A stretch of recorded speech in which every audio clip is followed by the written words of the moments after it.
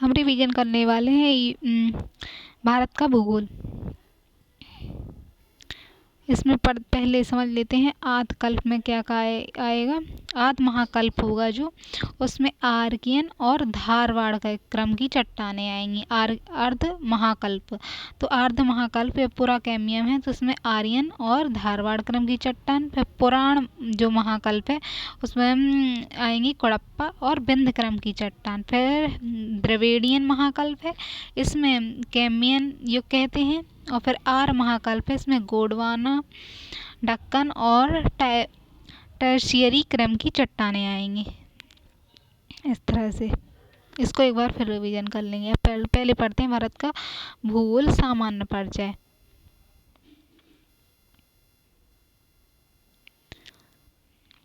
तो है भारत के नाम के संदर्भ में ऐसी मानता है कि प्राचीन काल में आर्यों के पौराणिक राजा दुष्यंत के पुत्र भरत के नाम पर इस भूमि का नाम भारत पड़ा। इसका नाम हिंदुस्तान भी है। फिर जो फ्रांसी थे,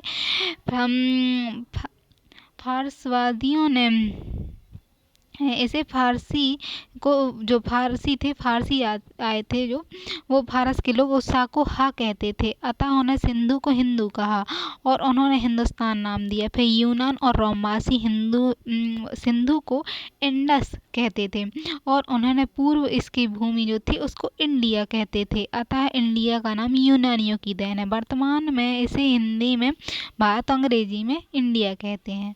तो भारत का नाम हिंदुस्तान मतलब इंडिया है और भारत है।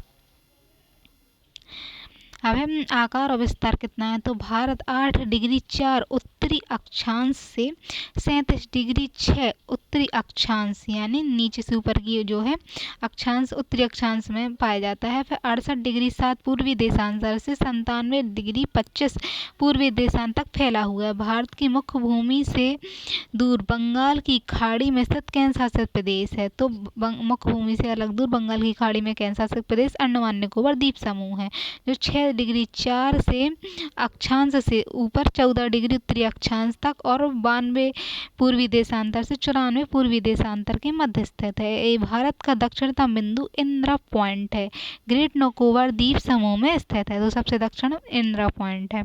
इसे पिग्मेलियन पॉइंट अथवा पार्सन पॉइंट के नाम से भी जाना जाता है। भारत का सबसे उत्तरी बिंदु इंदिरा कॉल है, जम्मू कश्मीर राज्य में है। भारतीय संघ के दक्षिणतम, जो भारत का संघ है उसका दक्षिणतम बिंदु यानी मुख्य भूमि के दक्षिणतम छोर से लगभग 2 डिग्री अक्षांशों का अंतर है। जो भारत का मुख्य भूमि का है इंदिरा कॉल और मुख्य भूमि का है जो कन्याकुमारी और जो इंदिरा पॉइंट है उसमें 2 डिग्री के अक्षांशों का अंतर है। फिर मुख्य भूमि से लगभग 280 से 480 किलोमीटर दूर अरब सागर में 280 से 480 किलोमीटर की दूरी पर लक्षद्वीप समूह है। जी 8 डिग्री उत्तरी अक्षांश से 12 डिग्री 3 उत्तरी अक्षांश और 71 डिग्री पूर्वी देशांतर से 74 डिग्री पूर्वी देशांतर के मध्य है। तो ये लक्षद्वीप स्थित है। कश्मीर से कन्याकुमारी तक उत्तर दक्षिण में इसकी लंबाई 3214 है। तो लंबाई है इसकी, लंबाई इस तरह से लंबाई है 3214 किलोमीटर। जबकि कच्छ के रण से अरुणाचल प्रदेश तक पूरब से पश्चिम तक इसकी चौड़ाई 2933 है। तो इसकी लंबाई 3214 है और 2933 की चौड़ाई है। भारत के सभी स्थानों पर एक निश्चित समय ज्ञात करने के लिए 82 डिग्री 30 यानी 82.5 डिग्री की जो रेखा है पूर्वी देशांतर को माना गया है। इसे भारत का मानक यामता चुना गया है, जो हमारे भारत का मानक समय देता है। यह रेखा इलाहाबाद के नैनी से होकर गुजरती है। मानक समय के कारण ही भारत के सभी स्थानों पर घड़ियां एक समान समय दर्शाती हैं, जबकि उत्तर पूर्वी राज्यों में सूर्योदय कच्छ के रण से 2 घंटे पहले हो जाते हैं, यानी अरुणाचल प्रदेश में गुजरात से 2 घंटे पहले सूर्योदय हो जाता है। फिर 82.5 डिग्री यानी उत्तर को मानक एवं उत्तर चुनने का कारण यह है कि विश्व के देशों में आपसी समझौते के अंतर्गत मानक यानी उत्तर 60 डिग्री 30 देशांतर के गुणांक पर चुना जाता है। 60 डिग्री देशांतरी दूरी पर स्थित स्थानों के बीच आधे घंटे यानी 30 मिनट का समय अंतराल होता है सब देशों में। और भारत की मानक जो मानक समय रेखा है वो ग्रीनविच यानी लंदन के शहर से, वहाँ से ग्रीनविच शहर से जाती है। और इसे तो भारत का समय जो है 5.5 मिनट आगे है उस रेखा से, ग्रीनविच से। इस तरह भारत का इस क्षेत्र में विस्तार दिखाया गया कि 8 डिग्री 4 से यहाँ 35 डिग्री तक यहाँ होगा, 68 डिग्री से 97 डिग्री 85, और ये अंडमान के लिए 6 डिग्री 45 नॉर्थ। वह विश्व का 7वां बड़ा देश है। भारत जो है विश्व का 7वां बड़ा देश है। इसका कुल भौगोलिक क्षेत्रफल 32 लाख वर्ग किलोमीटर है। 32,86,263 इस तरह से है। तो इसका क्षेत्रफल 32 लाख है भौगोलिक। और कुल विश्व का भौगोलिक क्षेत्रफल लगभग 2.43% है, यानी 2.5% है कुल विश्व का क्षेत्रफल। भारत के भौगोलिक क्षेत्रफल 6 बड़े देशों के नाम है। सबसे पहले रूस का नाम आता है, फिर कनाडा, चीन, फिर संयुक्त राज्य अमेरिका, ब्राज़ील और ऑस्ट्रेलिया आता है, फिर भारत आता है। फिर कर्क रेखा 23.5 डिग्री अक्षांश है, उत्तरी अक्षांश, वो कर्क रेखा भारत के बीच से होकर गुजरती है। इसे लगभग दो बराबर भागों में बांटती है, परंतु दक्षिणी भाग की अपेक्षा उत्तरी भाग चौड़ा है। अतः इस रेखा के दक्षिण की ओर उत्तर भारत और का क्षेत्रफल लगभग 2 गुना है। तो उत्तर भारत जो है उत्तर भारत 2 गुना है। फिर 22 डिग्री जो है उत्तरी अक्षांश के दक्षिण में भारतीय महाद्वीप धीरे धीरे सकरा हो जाता है। तो 22 डिग्री की जो रेखा है तो उसके बाद भारत का महाद्वीप धीरे धीरे सकरा हो जाता है, हिंद महासागर में 2 भागों में बांटता है। इसके पश्चिम में अरब सागर, तो हिंद जो प्रायद्वीप है वो 2 भागों में हिंद महासागर को बांट देता है। इसके यहाँ अरब सागर और इस साइड बंगाल की खाड़ी है। और इन समुद्रों में अफ्रीका, दक्षिण पश्चिम एशिया और दक्षिण पूर्वी एशिया से भारत के व्यापार, सांस्कृतिक संबंध सुदृढ़ करने में महत्वपूर्ण भूमिका निभाई है। तो यहाँ पूर्व के साथ, दक्षिण पूर्व के साथ, और यहाँ दक्षिण पश्चिम में संबंध है व्यापारिक। भारत के उत्तर में हिमालय है और पूर्व पश्चिम की ओर हजारों किलोमीटर लंबी अवांछित श्रृंखला की भांति खड़ा है। तो यहाँ हिमालय है और पूर्व से पश्चिम से पूर्व की ओर खड़ा है। यह पर्वत तंत्र का अंग है जो एशिया के हृदय स्थल में संसार की छत पामीर के चारों ओर विकीर्ण होती है। तो संसार की छत है जो यहाँ से जो आते हैं पर्वत और ऊपर की ओर जाते हैं, ये हिमालय। तो ये संसार की पामीर की छत है यहाँ। और हिमालय पर्वत का ऊंचा अपारगम श्रृंखलाओं ने भारत का संपर्क ट्रांस हिमालय क्षेत्र से नहीं होने दिया, यानी महान हिमालय जो है बहुत ऊंचा है, जिससे ट्रांस हिमालय से संपर्क भारत का नहीं हो पाता सीधा। इन ऊंची ऊंची पर्वत श्रृंखलाओं के कारण मध्य एशिया से भारत में प्रवेश कुछ दर्रों से ही संभव है। तो मध्य एशिया के लोग जो भारत आते हैं कुछ दर्रों से ही आते हैं, दर्रों से ही संभव होता है। इन पर्वतों से घिरे होने के कारण भारत की एकरूपता को बल मिलता है। तो इस तरह भारत की एकरूपता होती है। ये है इसमें दिखाया कर्क रेखा काट रही है, जी याम उत्तर रेखा है 82 डिग्री की, और ये 2933 किलोमीटर इसकी यहाँ से यहाँ तक चौड़ाई है। मुझे 3214 किलोमीटर लंबाई दिखाई रही है। बंगाल की खाड़ी, अरब सागर, पाकिस्तान है, यहाँ तिब्बत, चीन है। तो इस तरह से यहाँ राज्य है। अब है इसकी स्थिति और महत्व। स्थिति किस तरह से है, तो भारत उत्तरी गोलार्ध के पूर्व भाग में भारत की अवस्थिति अत्यंत महत्वपूर्ण है। तो पूर्वी गोलार्ध में है भारत, उत्तर पूर्व में। और अमेरिका पश्चिमी भागों से भारत का लगभग समान दूरी स्थित है। तो अमेरिका से भारत की दूरी समान है दोनों तरफ से मापने पर। अनेक अंतर्राष्ट्रीय वायु मार्ग, समुद्री मार्ग इसकी सीमा से एक तट के निकट से होकर गुजरते हैं। तो अनेक जो वायु मार्ग हैं और समुद्री मार्ग हैं वो इसकी सीमा के साथ निकलते हैं, सीमा के तट से होकर जाते हैं। इस प्रकार पूर्वी देशांतर में से देशांतर की ओर, पश्चिमी देशांतर से सुदूर पूर्व की ओर। तो पूर्व से पश्चिम की ओर, पश्चिम से पूर्व की ओर जो जाने वाले व्यापारिक मार्ग हैं भारत से होकर वो गुजरते हैं। और भारत से पूर्व और दक्षिण पूर्व की ओर मार्ग, जो भारत से दक्षिण पूर्व की ओर जो मार्ग गया था उसमें चीन है, जापान है, पश्चिम और दक्षिण पश्चिम की साइड जो जाते हैं उसमें ग्रेट ब्रिटेन है, पश्चिमी यूरोप है, अमेरिका है, लैटिन अमेरिका देश है और पूर्वी दक्षिण अफ्रीकाओं को भी, और दक्षिण में Sri Lanka, Singapore, Malaysia, Indonesia, Australia, New Zealand को जाते हैं। तो ये सारे व्यापारिक मार्ग यहाँ जाते हैं।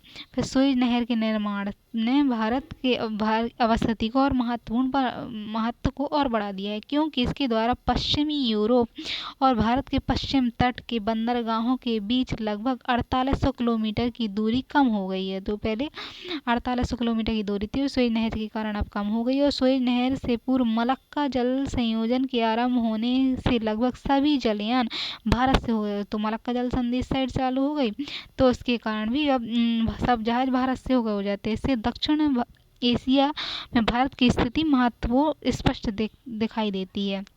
इस प्रकार भारत पश्चिम औद्योगिक देशों और पूर्व के विकासशील देशों की एक संयोजक श्रृंखला के रूप में स्थापित है। भारत के दोनों प्रकार के देशों में निर्मित कच्चे माल का आयात और निर्यात करने में अत्यधिक सुगमता रहती है। तो भारत को जो कच्चे माल होते हैं उसकी आयात और निर्यात करने में सुगमता होती है। अपनी इस महत्वपूर्ण स्थिति के कारण प्राचीन काल से ही भारत का संपर्क तत्कालीन संपूर्ण विश्व था। तो उस समय का जो विश्व था पुराने समय में, तो उसका संपर्क सभी से था। प्राचीन काल से संपर्क रहा, तत्कालीन संपूर्ण विश्व से था। इस समय व्यापारिक स्थलों का केंद्र भारत था। तो व्यापार स्थल का केंद्र भारत था। पूर्व की ओर चीन, जापान, थाईलैंड और कंबोडिया है। तो पूर्व में जाने पर पूर्व की ओर जाते हैं तो उसमें चीन है, जापान है, थाईलैंड है और कंबोडिया है। फिर यहाँ सुमात्रा है, जावा, बाली आदि जो द्वीप हैं और देश हैं। देश तक पश्चिम की ओर, पश्चिम में कौन है? तो पश्चिम में अरब है, फारस है, मिस्र, यूनान, रोम। व्यापारिक जहाज़ों, विभिन्न प्रकार की बहुमूल्य वस्तुएं जैसे गरम मसाले, मोती, हीरे, जवाहरात, सोना, रेशमी सूती वस्त्र और कलात्मक वस्तुएं आदि ले जाया करते थे। दक्षिण भारत में चोल, पांड्य, पल्लव आदि राज्यों ने तो पूर्वी देशों में उपनिवेश तक स्थापित किए थे। जहाँ तक आज भी भारतीय संस्कृति के चिन्ह प्रमाण के रूप में उपलब्ध हैं। बौद्ध धर्म का दक्षिण पूर्वी और पूर्वी एशिया में तेजी से फैलने के कारण भी भारत की भौगोलिक स्थिति के महत्व को दिखाई देता है। तो भारत की जो है भौगोलिक स्थिति महत्वपूर्ण है, क्योंकि और धर्म के लोग हैं, उन्होंने भी इसका प्रचार प्रसार किया है। अब है वायु मार्गों की दृष्टि से। वायु मार्गों की दृष्टि से भारत की स्थिति उत्तम कही जा सकती है। पश्चिम देशों में सुदूर पूर्व में की ओर, तो पश्चिम जो देश हैं जो चीन, जापान हैं, और सुदूर पूर्व के जो देश हैं जैसे पूर्व में चीन है, जापान, इंडोनेशिया, ऑस्ट्रेलिया को जाने वाले वायुयान भारत से होकर निकलते हैं। जैसे दिल्ली है, मुंबई है, चेन्नई है, कलकत्ता है। ये अंतर्राष्ट्रीय हवाई अड्डे हैं जहाँ ठहरकर वायुयान ईंधन एवं यात्री लेते हैं। यहाँ आपातकालीन स्थिति में वायुयानों की तकनीकी खराबियों को भी दूर किया जाता है। हिंद महासागर के तट पर जितने भी देश अवस्थित हैं उनमें भारतीय तटीय सीमा हिंद महासागर की सर्वाधिक लंबी सीमा है। तो हिंद महासागर के तट पर जितने भी देश हैं उनमें भारत की सीमा हिंद महासागर सबसे ज़्यादा लगती है। फिर स्थलीय स्थिति की दृष्टि से भारत का महत्व भी दक्षिण एशिया के 3 बड़े प्रायद्वीपों में भारत सबसे बड़ा है। तो दक्षिण एशिया में जो प्रायद्वीप हैं उनमें भारत सबसे बड़ा प्रायद्वीप है। अन्य प्रायद्वीप में कौन है? अरब सागर है, अरब वाला देश। फिर हिंद चीन है के बीच स्थित होने के कारण महत्वपूर्ण हो जाता है। तो चीन और अरब के बीच में भारत है। हमारे महत्वपूर्ण देश पड़ोसी कौन है महत्वपूर्ण? तो भारत की अंतर्राष्ट्रीय सीमा अधिकांशतः प्राकृतिक हैं, वे ऐतिहासिक रूप से निर्धारित। तो जो सीमाएं हैं भारत की अंतर्राष्ट्रीय सीमाएं वो प्राकृतिक ने भी निर्धारित की हों, ऐतिहासिक रूप से भी निर्धारित हैं। इस विशाल देश के पश्चिम में अरब सागर है और पूर्व में बंगाल की खाड़ी है। दक्षिण में हिंद महासागर है। तो 3 और सागर हैं यहाँ।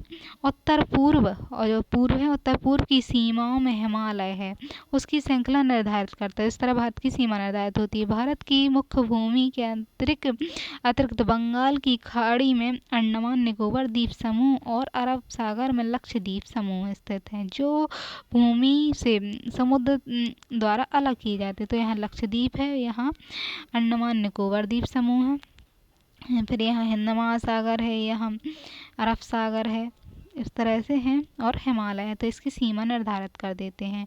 जो मुख्य भूमि समुद्र द्वारा अलग किए गए हैं। समुद्र पार भारत का समुद्र के पार में जो सबसे निकटतम पड़ोसी है वो श्रीलंका है, जो पाक जलडमरू द्वारा भारत की मुख्य भूमि से अलग होता है। दूसरा सबसे निकटतम पड़ोसी इंडोनेशिया है, समुद्र में इंडोनेशिया है सबसे, जो निकोबार द्वीप समूह के अंतिम द्वीप के दक्षिण में स्थित है। तो निकोबार द्वीप समूह है, उसके आखिरी वाले द्वीप के पास ही में स्थित है।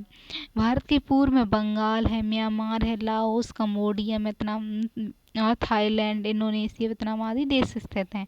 पश्चिम में पाकिस्तान है, अफगानिस्तान है, ईरान, इराक आदि देश हैं, और लक्षद्वीप के दक्षिण में मालदीव भी स्थित है। तो ये भारत के पड़ोसी हैं। उत्तर में भारत की सीमा हिमालय पर्वत बनाता है, और कुनलून तथा काराकोरम जम्मू कश्मीर की सीमा पर स्थित है। तो जम्मू कश्मीर की सीमा पर है काराकोरम रेंज, मतलब पर्वत हैं ये। इसके उत्तर में चीन का सियांग प्रदेश है, तो उसके उत्तर में जाएंगे यदि तो उसके बाद चीन का सियांग प्रदेश है, और इसके उत्तर पूर्व में तिब्बत का पठार है। अब चीन के अधीन है, तो तिब्बत का पठार है वो चीन के अधीन है। तिब्बत की राजनीतिक और आध्यात्मिक राजधानी लहासा है। तिब्बत की राजधानी लहासा थी। भारत की सीमा से 300 किलोमीटर की दूरी से भी कम दूरी पर स्थित है। तो तिब्बत की राजधानी लहासा वो 300 किलोमीटर से भी कम दूरी पर स्थित है। इसके बाद भारतीय सीमा दक्षिण पूर्व और पूर्व की ओर मुड़ती है, फिर दक्षिण पूर्व की ओर इस तरह से मुड़ती है भारत की सीमा, और वहाँ भारत, चीन, म्यांमार की सीमाएं आपस में मिलती हैं। तो चीन की सीमा मिलती है, म्यांमार की सीमा दक्षिण पूर्व की ओर मिलती है। और सिंधु नदी से ब्रह्मपुत्र नदी तक यह लगभग 2400 किलोमीटर लंबी है। तो ये सीमाएं हैं। इन्हें नदी के बीच वाले भाग में नेपाल, और जो नदी बीच वाला भाग है यहाँ से यहाँ तक जाने में, यहाँ समझ लो नेपाल है, वहीं भूटान भी मिल जाता है, पड़ोसी स्थित हैं। पूर्व की पहाड़ी, तो इस तरह से पड़ोसी हो जाते हैं। फिर पूर्व में पहाड़ियों एवं पर्वतमालाओं की लंबी श्रृंखला भारत को म्यांमार से अलग करती है। पर्वतमालाओं की जो श्रृंखला है वो भारत को म्यांमार से अलग करती है। तो म्यांमार और भारत के बीच कौन सी? मिसमी, पटकोई-बुम, नागा हिल्स, बेरेल पर्वतमाला, मिजो हिल्स और आराकान-नियोमा पर्वतमाला स्थित हैं। तो जी म्यांमार के बीच में है। इसमें भारी वर्षा के कारण घने वन, जटिल उच्चावच और तीव्रगामी नदियों के कारण भारत म्यांमार के साथ स्थल संबंध अधिक सुदृढ़ नहीं बन पाए हैं। तो यहाँ घने वन हैं और उबड़ खाबड़ रास्ता है, इससे संबंध अच्छे नहीं हो पाए हैं। फिर उत्तर में हिमालय। उत्तर में हिमालय पर्वत की ऊंची श्रृंखला के कारण प्राचीन काल से ही हमारा संपर्क अन्य देशों से कम रहा है, परंतु पिछले कुछ 10 वर्षों में इन पर्वतीय क्षेत्रों में कुछ महत्वपूर्ण सड़कों का निर्माण हुआ है। तब ऊपर सड़कें बन गई हिमालय क्षेत्रों में, और भारत तिब्बत मार्ग का निर्माण हुआ है। भारत से तिब्बत जाने वाला मार्ग निर्माण हुआ है। इसका निर्माण सतलज गर्ज से होकर किया गया है। सतलज जो नदी गर्ज बनाती है उससे किया गया है। इस प्रकार संसार का सबसे ऊंचा रेल मार्ग है, और कश्मीर से लेह के मार्ग है जो काराकोरम दर्रे को पार करता है। तीसरा प्रमुख मार्ग सिक्किम दर्रे से होकर गुजरता है। तो ये काराकोरम लेह वाला है, इसकी जगह अब एक और दूसरा हो गया है, लेकिन अब सिक्किम दर्रे से भी होकर हो जाता है। आधुनिक वायुयानों ने इन पर्वतीय दीवारों का महत्व कम करते हुए भारत को उत्तर में स्थित देशों से संपर्क किया है। तो जो पर्वत थे, जो पर्वत की दीवार को, इनके महत्व को कम किया है, और पूरे उत्तर के जो देश हैं उनसे भारत का संपर्क कराया है। अब है भारत का राजनीतिक मानचित्र, राजनीति के हिसाब से किस तरह से है। तो भारत का राजनीतिक मानचित्र में भारत की स्थलीय सीमा पर उत्तर में नेपाल, भूटान, तिब्बत, चीन और पूर्व में बंगाल, म्यांमार और पश्चिम में पाकिस्तान देश स्थित हैं। कश्मीर की उत्तर पश्चिम सीमा पर अफगानिस्तान की सीमाएं भी भारत को छूती हैं। तो पश्चिम की ओर अफगानिस्तान की सीमा लगती है, ताइवान का कब्जा है। भारत और चीन के बीच अंतर्राष्ट्रीय सीमा को, भारत और चीन की जो सीमा है उसे मैकमोहन रेखा कहते हैं। यह रेखा 1914 में शिमला में निर्धारित की गई थी और 3380 किलोमीटर की है। तो 3300 या 3400 के लगभग है। ये भारत पाकिस्तान के बीच विद्यमान अंतर्राष्ट्रीय सीमा को रेड क्लिफ कहते हैं। तो पाकिस्तान के साथ जो सीमा है उसे रेड क्लिफ है। फिर 15 अगस्त 1947 को सर एम रेड क्लिफ, जब भारत का विभाजन हुआ तो सर रेड क्लिफ ने इसके निर्धारण किया। यह 2912 किलोमीटर है। भारत म्यांमार, तो ये जो थी रेखा 2900 है, यानी 3300 कुछ इसमें गड़बड़ भी दिखाई गई है, क्योंकि अलग अलग हिसाब से जो गृह मंत्रालय रिपोर्ट जारी करता है उसमें अलग है। अलग जगह से देख लेंगे इसको। अब फिर आगे चलते हैं। इसमें भारत के अरुणाचल प्रदेश, नागालैंड, मणिपुर, मिजोरम राज्य अवस्थित हैं। भारत बंगाल के बीच की सीमा रेखा स्थलीय है।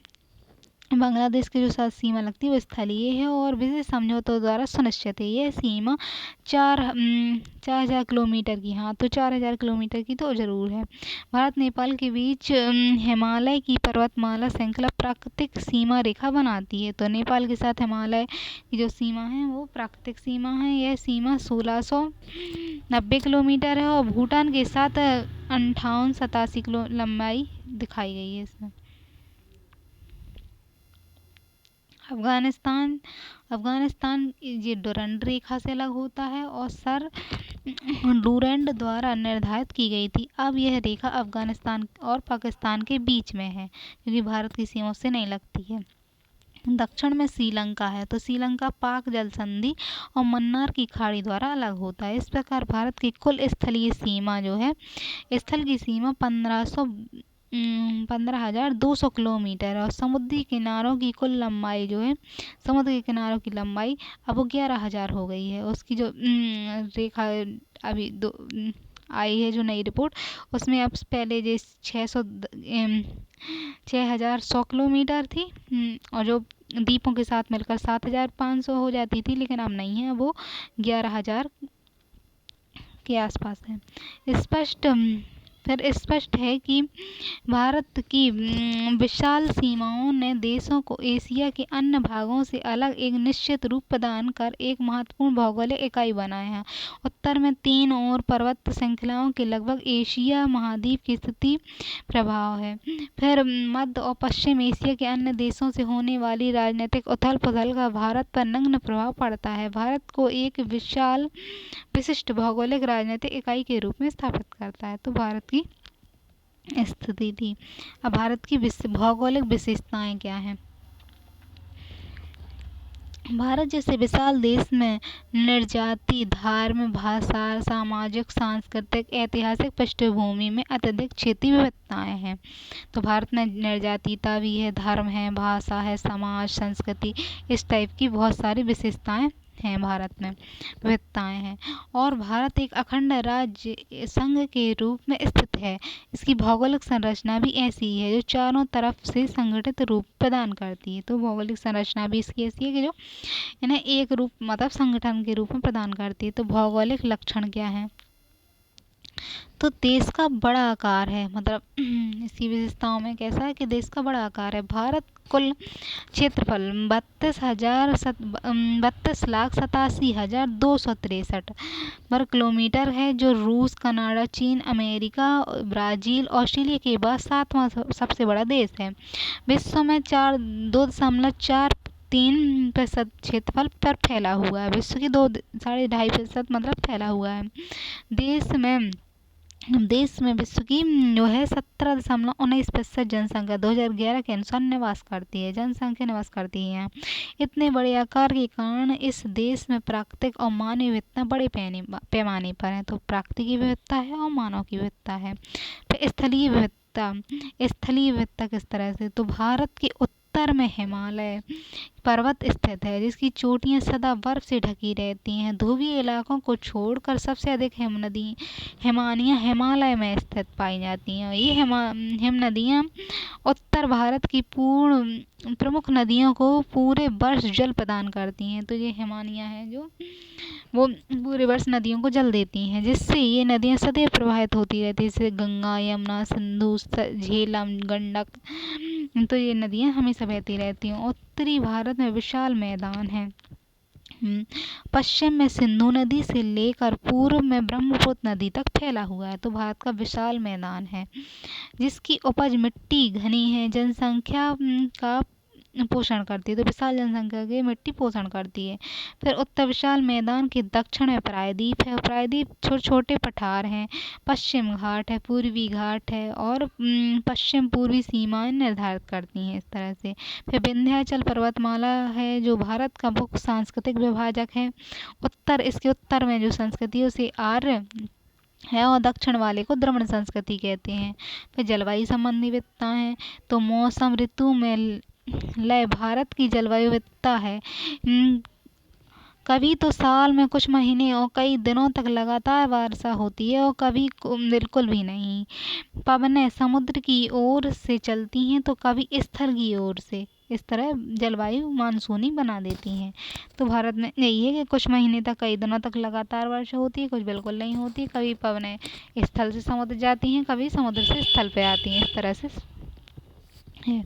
भारत की जलवायु उष्णकटिबंधीय है। देश की अवस्थिति समुद्र तल से ऊंचाई, तो जो जलवायु उष्णकटिबंधीय है उसमें कौन महत्वपूर्ण है, तो उसमें समुद्र तल से क्या है, समुद्र तल से ऊंचाई, समुद्र तल से दूरी, पर्वतों की दशा, उच्च जैसी विविधताएं तापमान और वर्षा संबंधी विविधताओं को जन्म देती हैं। तो ये सारी चीज़ें होती हैं इसके कारण कि समुद्र तल से ऊंचाई कितनी है, दूरी कितनी है समुद्र से, पर्वतों की स्थिति कैसी है, तापमान, वर्षा, ये सारी चीज़ें वहाँ की विविधता को जन्म देती हैं।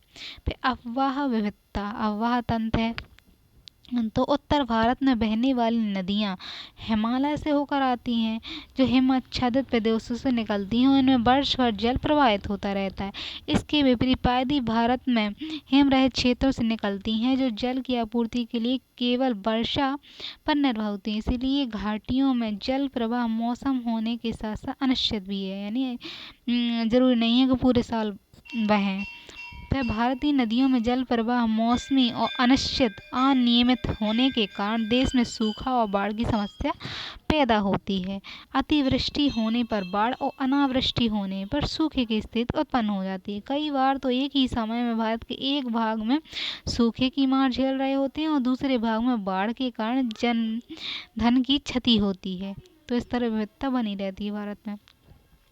है प्रजातीय और मानवीय विविधता, तो ऐसी मान्यता है कि भारत में विभिन्न प्रजातियां विश्व के विभिन्न भागों में हिमालयी दर्रों को पार करके भारत के उत्तर और पश्चिमी हिस्से में नदी घाटियों की उपजाऊ भूमि आकर बस गईं। तो पहले मानता है कि जो जातियां हैं वो यहाँ आकर बस गई हैं। मानवीय शास्त्रों का विचार है कि आदि मानव भारत में 4-5 लाख वर्ष पहले आए थे। भारतीय उपमहाद्वीप की जनसंख्या का वर्तमान विवरण मुख्य रूप से 6 प्रजाति समूहों के आधार पर हुआ है। यानी भारत की जो जनसंख्या है उसका कितने 6 प्रजातियों के आधार पर विभाजन है, जैसे नेगीटो प्रकार की, ऑस्ट्रेलियाई, मंगोलाइड, भूमध्य सागरीय जो है, पश्चात की जो नॉर्ट्रिक है उसके समान, इस तरह वितरण है। जो विषमता के कारण देश में एकता अखंडता के लिए सुरक्षा को गंभीर खतरा पैदा हो सकता है। तो ये मानव की जातियां हैं, नेगीटो, ऑस्ट्रेलाइड, मंगोलाइड, भूमध्य सागरीय, पश्चात, नॉर्डिक, इस तरह।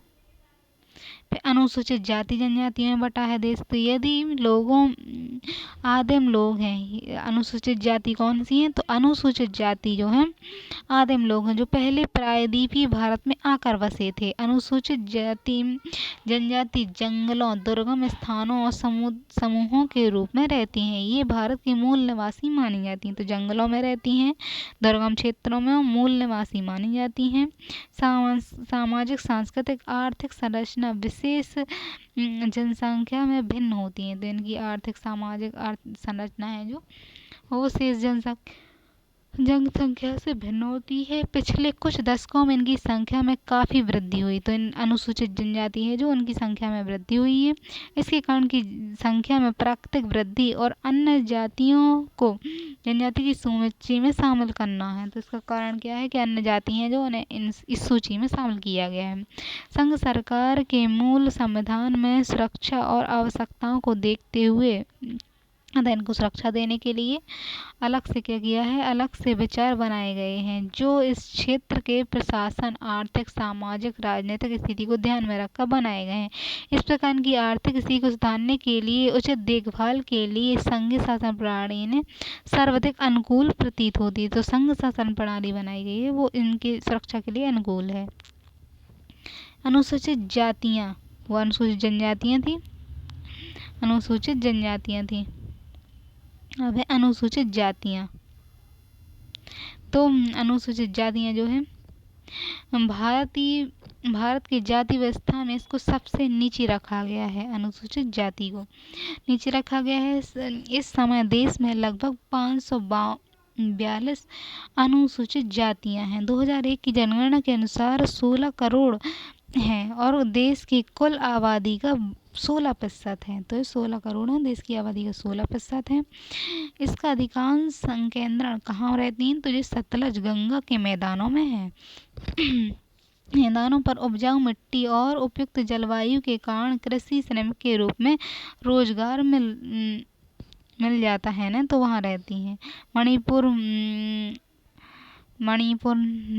नागालैंड, मणिपुर, मेघालय, गोवा, मिजोरम, दमन दीप, लक्षद्वीप, अंडमान निकोबार आदि में इनकी संख्या नगण्य है। तो ये यहाँ नहीं पाई जाती हैं। तो जनसांख्यिकी विविधता, जनसंख्या का घनत्व है। जनसंख्या घनत्व, लिंग अनुपात, साक्षरता। तो जनसंख्या भी घनत्व कहीं अधिक है, कम है, लिंग अनुपात है, साक्षरता है, विविधता के ये चीज़ें हैं। फिर आयु संरचना आदि महत्वपूर्ण जनसांख्यिकी तत्व हैं। इन तत्वों में अत्यधिक प्रादेशिक विषमता पाई जाती है। जनसांख्यिकीय अनुक्रम में केरल सबसे विकसित है और बिहार सबसे पिछड़ा है। तो केरल सबसे ज़्यादा विकसित है, उसमें बिहार सबसे पिछड़ा है। किसी राज्य की जनसंख्या अत्यधिक साक्षर है और किसी की कम। तो किसी की ज़्यादा साक्षर, कोई राज्य पढ़ा लिखा वाला है और कोई कम है। लिंग अनुपात ज़्यादा है केरल, लिंग अनुपात के हिसाब से केरल ज़्यादा सही है। किसी में कम और हरियाणा में कम है। कहीं समानता अधिक है, मतलब समानता अधिक है बिहार, तो कहीं कम है अरुणाचल प्रदेश। इस प्रकार जनजाति मतलब जनसंख्या में विविधता दिखाई देती है। फिर आर्थिक समस्याएं, आर्थिक दृष्टि से भी समस्याएं हैं। जैसे भारत का भौगोलिक आधार पर इस प्रकार निर्धारण है कि प्राकृतिक और मानवीय संसाधनों के संदर्भ में बड़े पैमाने पर स्थानिक विविधताएं पाई जाती हैं, जिसके फलस्वरूप आर्थिक विकास के स्तर में प्रादेशिक विषमताओं का पाया जाना स्वाभाविक है। यानी आर्थिक विविधताएं भी हैं। भारत के कई पिछड़े हुए क्षेत्र हैं, इनका इतना विकास हुआ और कई का तो इतना विकास हो गया है कि उनकी तुलना विकसित देशों से की जा सकती है। इन आर्थिक विषमताओं से भारत के सभी क्षेत्रों का समुचित समान विकास नहीं हो सका है। तो भौगोलिक विशेषताएं भी रही हैं जिसके कारण भारत का समुचित विकास नहीं हो पाया है। अब है भारत की संरचना और भौगोलिक स्थिति, भू आकृतिक विज्ञान इसे कहते हैं। तो अब है भू आकृति कैसी है। भूआकृति विज्ञान को प्रायः भूविज्ञान की शाखा माना जाता है, जिसके अंतर्गत धरातल पर पाई जाने वाली स्थलाकृतियों, उनकी उत्पत्ति में सहायक प्रक्रमों, बलों, उनके विकास का अध्ययन किया जाता है। तो भूआकृति में क्या किया जाता है कि स्थलाकृतियाँ कैसी है, उनकी उत्पत्ति कैसी है, उनमें सहायक बल कौन से हैं, इनका अध्ययन किया जाता है। भूवैज्ञानिकों द्वारा पृथ्वी के इतिहास के विभिन्न चरणों, कल्पों को विभिन्न भिन्न नाम प्रदान किए गए हैं। प्रायः कल्पों के नाम पर उन स्थानों के नाम पर रखे गए हैं। तो कल्पों में बांटा गया है, फिर कल्पों के नाम को उन स्थानों के नाम से रखा गया है जहाँ से कल्प विशेष की शैलें प्राप्त हुई, यानी वहाँ चट्टानें जहाँ से प्राप्त हुई, उन चट्टानों को नाम से वहाँ के स्थान के नाम पर रखा गया है। महाकल्प समय का प्राथमिक अंतराल है, मतलब पहला समय का अंतराल महाकल्प है, फिर और कल्प द्वितीय अंतराल है। महाकल्प में बनी शैलों को शैल संघ, जो महाकल्प है वो समय का पहला अंतराल और कल्प दूसरा अंतराल है। फिर महाकल्प में जो शैलें बनी उन्हें शैल संघ कहेंगे और कल्प में बनी शैलों को शैल समूह कहेंगे। तो मानक भूवैज्ञानिक महत्व की दृष्टि से पहला प्रीकैम्बियम है, जो 57 करोड़ वर्ष है पूर्व है, फिर पुराजीव काल है, फिर मध्यजीवी काल है, फिर न्यूनतम जीवी काल है। तो इस तरह से ये 57 करोड़ प्राचीन है और ये 24.5 करोड़ पर 6.6 करोड़ वर्ष प्राचीन है। इस तरह से ये काल है, तो कालों में बटा है। देश की मिट्टी और खनिज संसाधन और शैलों की संरचना प्रत्यक्ष प्रभाव पड़ता है। देश की मिट्टी पर और शैलों की संरचना पर समय का प्रभाव पड़ता है। और हिमालय से उद्गमित नदियों ने तलछट चट्टानों को काटने, तो हिमालय की जो नदियां हैं उनके तलछट और चट्टानों के कटने के बाद ही गंगा के उपजाऊ मैदान का निर्माण हुआ, जो कृषि हेतु उर्वरक होती हैं।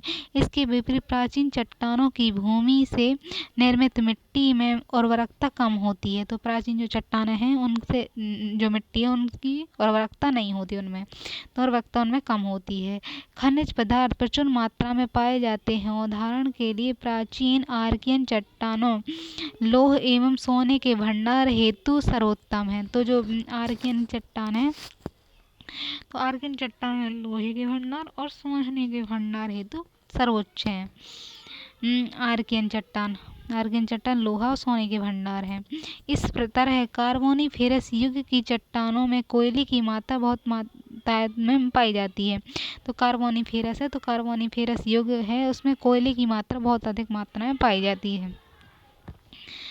फिर कार्बोनिफेरस में कोयला अधिक पाया जाता है, आर्कियन में लोहा सोना अधिक पाया जाता है।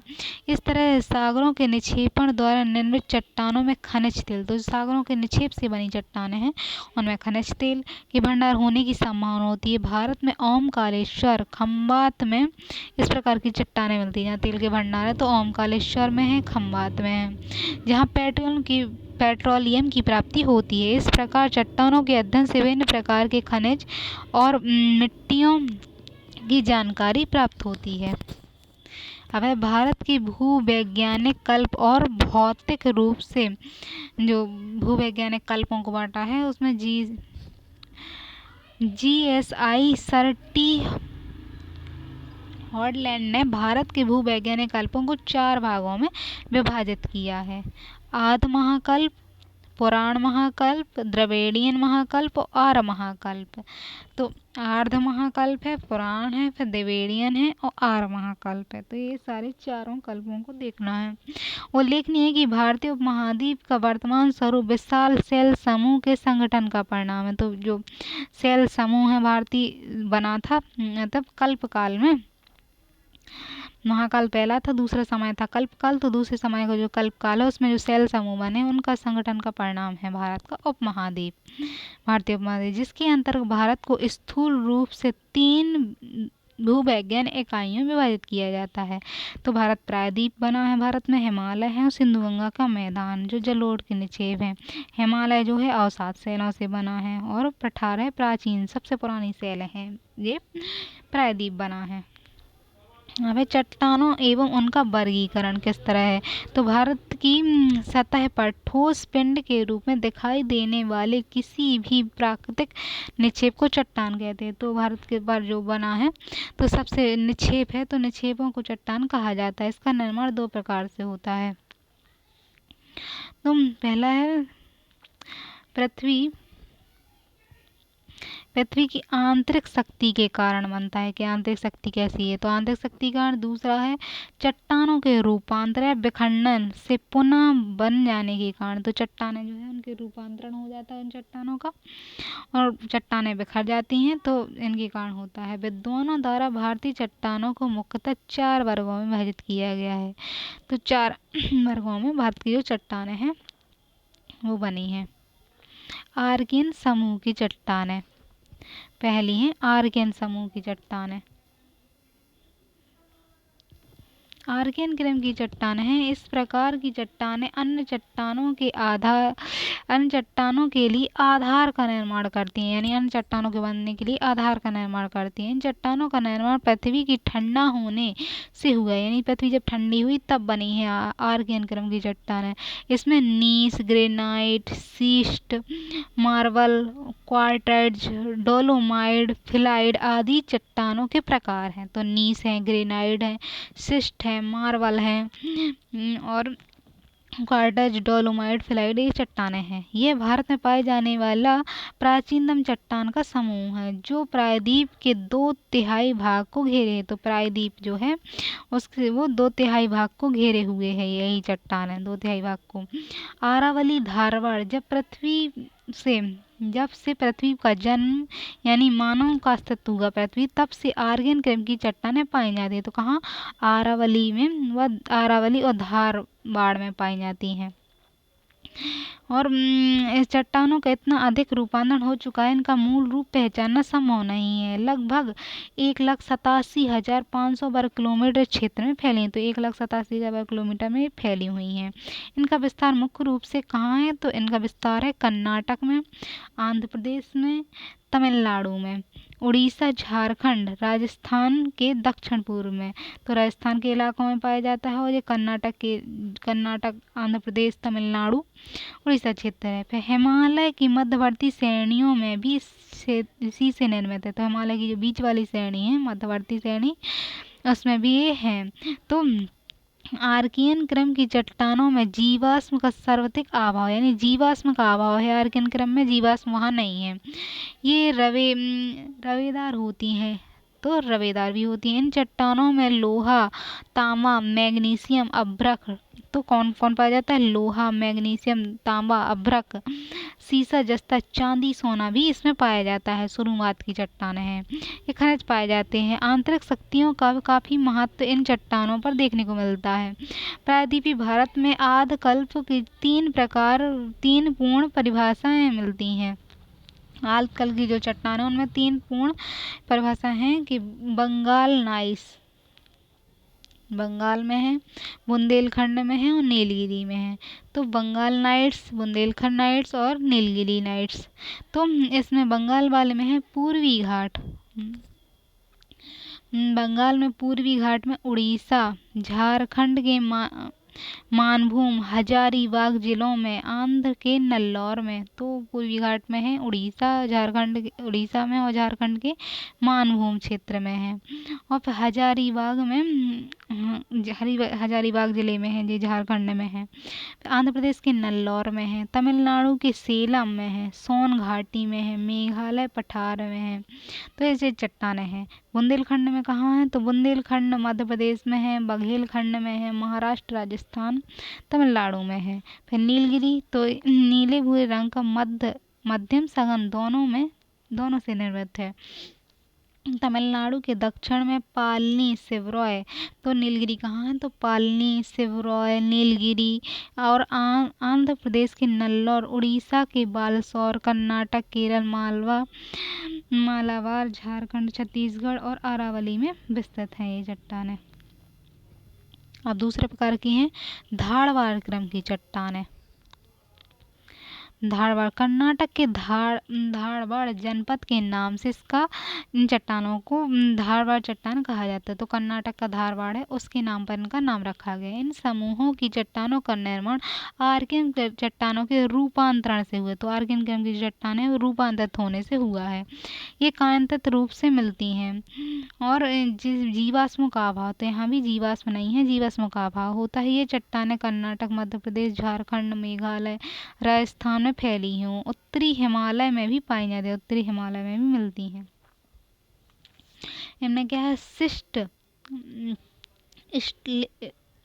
स्लेट, क्वार्टजाइड और कांग्लोमेरेट्स इसी वर्ग की चट्टान है। तो इसमें सिस्ट है, स्लेट है, क्वार्टजाइट है, कांग्लोमेरेट इस चट्टानें हैं। फिर सोना, मैंगनीज, लौह अयस्क, सोना, मैंगनीज, लौह अयस्क, यूरेनियम और अभ्रा का खनिज पाए जाते हैं। धारवाड़ क्रम की चट्टानों में माध्यमिक और पूर्व दक्कन प्रदेशों में श्रेणियों के नाम से विस्तृत हैं। तो ये दक्कन प्रदेश है तो वहाँ है। बालाघाट, छिंदवाड़ा जी कहाँ है, तो बालाघाट में है। बालाघाट जो नीचे वाला क्षेत्र मध्य प्रदेश का, बालाघाट, छिंदवाड़ा, चिप्पी श्रेणी है। तो बालाघाट और छिंदवाड़ा में कौन सी श्रेणी है, चिप्पी श्रेणी है। नागपुर जबलपुर में सागर श्रेणी है। तो बालाघाट छिंदवाड़ा में चिप्पी श्रेणी, नागपुर जबलपुर में सागर श्रेणी। फिर हजारीबाग और रीवा में हजारीबाग और रीवा जो है उसमें गोडाइट श्रेणी है। विशाखापट्टनम में कुदेराइट श्रेणी है। तो विशाखापट्टनम में कौन सी, कुदेराइट श्रेणी है। इस तरह गुजरात एवं दिल्ली में क्रमशः चंपानेर श्रेणियां हैं। अरावली के क्षेत्र ऊपरी अरावली श्रेणी के नाम से जाना जाता है। तो अरावली की जो क्षेत्र है उसे ऊपरी में अरावली श्रेणी के नाम से जाना जाता है। मकरान राजनगर का प्रसिद्ध संगमर इसी के लिए प्रसिद्ध है। तो जो राजस्थान है उसमें मकरान राजनगर इसी के लिए प्रसिद्ध है। जबकि चंपानेर श्रेणी में हरे रंग के विशिष्ट संगमर की प्राप्ति होती है। तो चंपानेर जो श्रेणी है वह हरे रंग की इस संगमरमर की प्राप्ति होती है। इस क्रम में लौह अयस्क श्रेणी का विस्तार सिंधभूम। तो लौह अयस्क कहाँ कहाँ मिलता है, तो सिंधभूम मयूरभंज में छत्तीसगढ़ में मिलता है। सॉरी छत्तीसगढ़, झारखंड वाला क्षेत्र है ये। केवल झार आदि श्रृंखला के रूप में है। इसकी लंबाई 65 किलोमीटर है। लगभग 3000 मिलियन टन लौह अयस्क के भंडार होने का अनुमान। सिंधभूम मयूरभंज है वहाँ 3000 मिलियन टन तक लौह अयस्क भंडार होता है। जापान को भी निर्यात होता है यहीं से। फिर बाह्य प्रायद्वीप में जो प्रायद्वीप का बाहर वाला क्षेत्र है, प्रायद्वीप का हिस्सा है।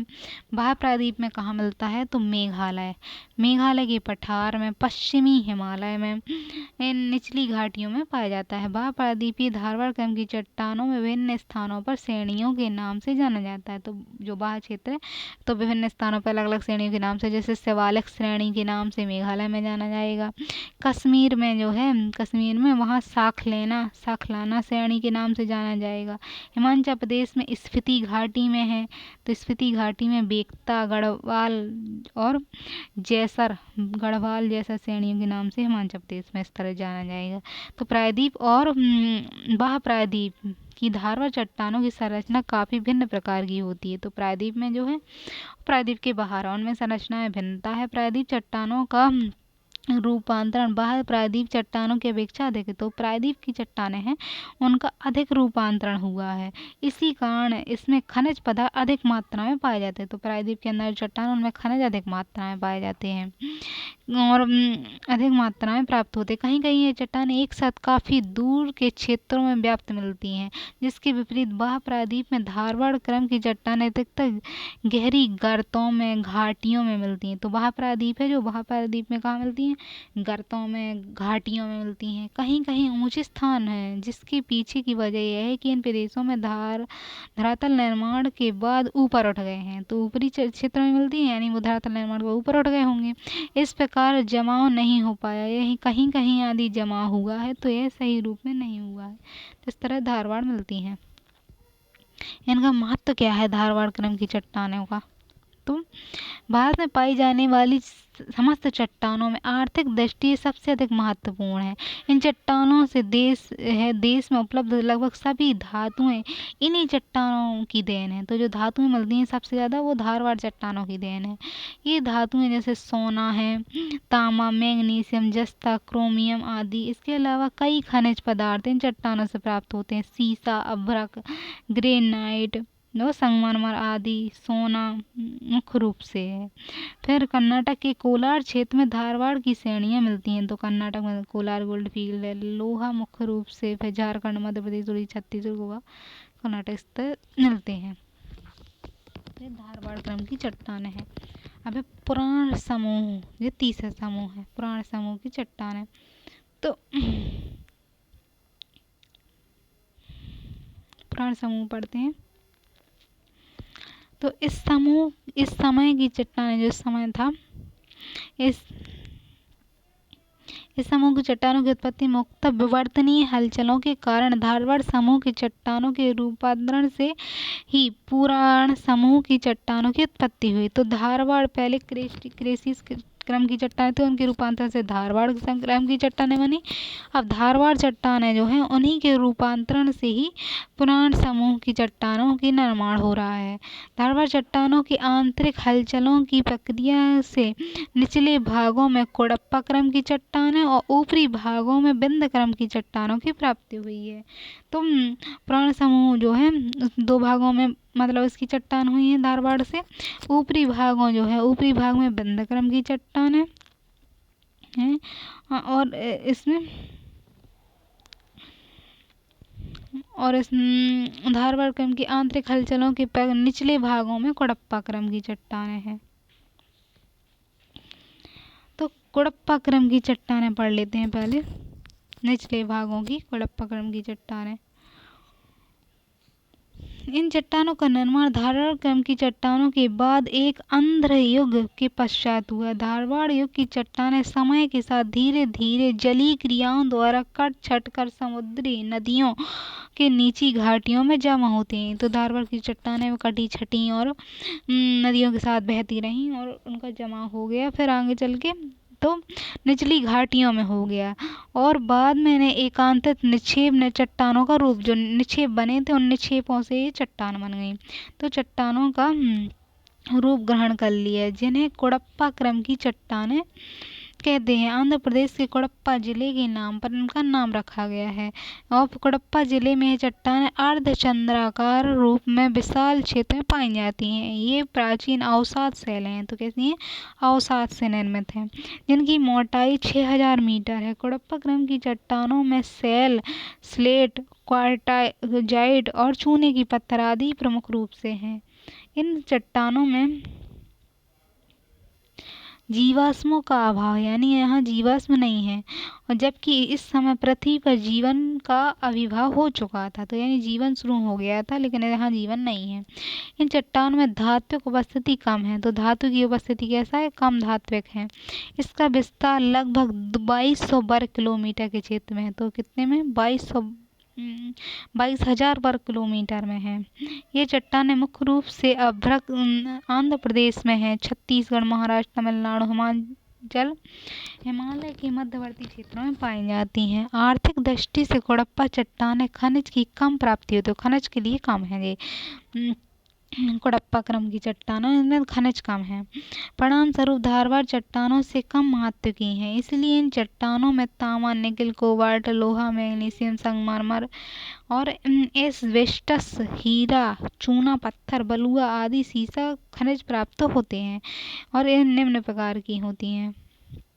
इनमें भी प्रकार हैं, यानी जैसे पापाधानी श्रेणी के रूप में बांटा गया। तो पापाधानी श्रेणी है और रिमलाव श्रेणी है।